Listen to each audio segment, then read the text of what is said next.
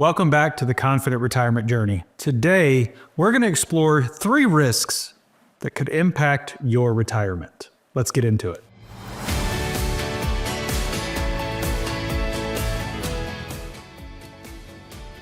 The first risk I want to talk about is something not many people give enough credit to.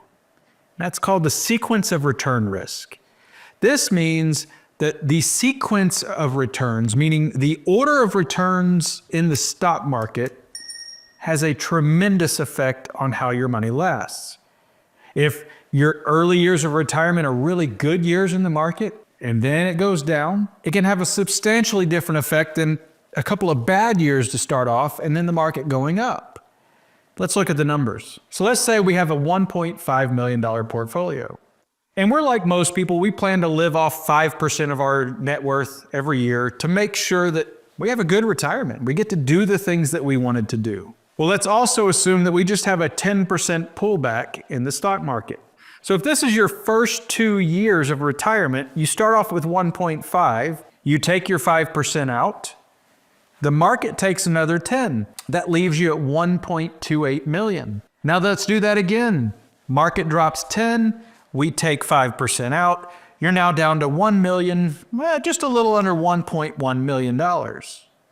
That means in your first 2 years of retirement, your 1.5 million has dropped by over $400,000. You think that can have an effect on how long your money lasts in retirement?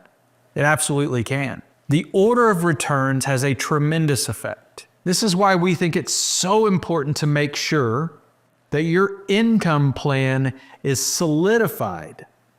That way, whatever does happen in the market may not have as big of an effect or as big of a bearing on your retirement lifestyle. That lifestyle word, that's important to us. When we look at a confident retirement journey for someone, we want to make sure that first and foremost, they're able to maintain and enjoy the lifestyle that they deserve in retirement. Then the stock market can do whatever it's going to do, and we know it's not going to affect us long term. The second piece that we've got to talk about is inflation. Given the recent years, this may be something that is on top of mind for you, or maybe it's something that's affecting your gut a little bit. But let's look at what inflation really does. Let's assume, as of today, you're taking out $50,000 a year from your accounts to live on. What does that look like as far as purchasing power, given different levels of inflation? The green line here says that if we have just 2% inflation, has it been higher than that lately? Yeah, quite a bit. But if we have 2% inflation, 25 years from now, that's only a $30,000 purchasing power. You think, well, 25 years is a long time. Maybe that's not the end of the world, but what if it gets worse? Let's say we have a 3% inflation rate. Then you're talking just under $24,000 of purchasing power with the same things that money can buy with $50,000 today. It's not an even task. It's not an even flow for your money, and your money just doesn't go as far. 4%, $50,000 today is only worth $18,756 25 years from now. You think that has an effect on how much you can buy and how long your money lasts in retirement? I think it does. And I think you've got to plan for this. Much like in the last slide, when we're talking about the sequence of returns, inflation is something you must build an income plan around. When we look at planning for our clients, that has to be step one, is making sure the income plan is in place to maintain that lifestyle before we start worrying about growth too much. Growth is important, but we got to be able to maintain our lifestyle no matter what's going on in this economy. Now, this is looking at 2, 3, and 4% inflation. Has it been worse than that lately? I think we all know what it feels like to go to the grocery store these days.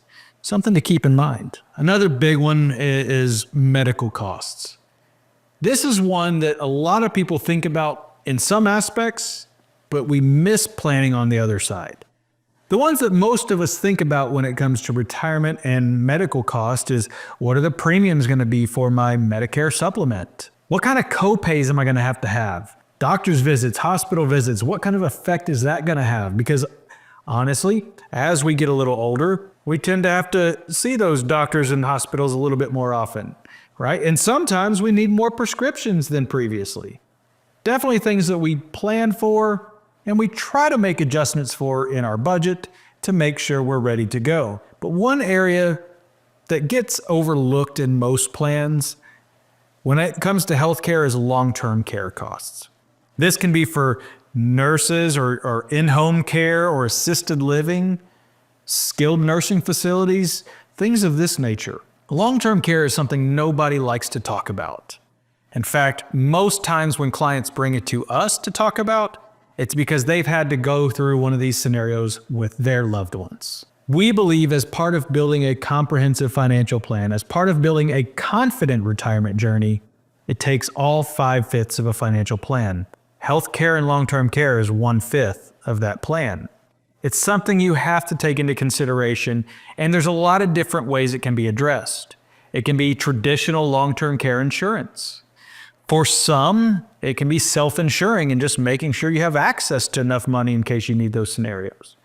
There's also different tools available, such as annuities or life insurance that have potential benefits built in. What we have to do is building a plan, make sure that we're weighing all the options to see if we can tackle this in the most efficient way possible for you. I think that's all for today. I'm going to challenge y'all to keep thinking bigger and exploring the possibilities. Take care.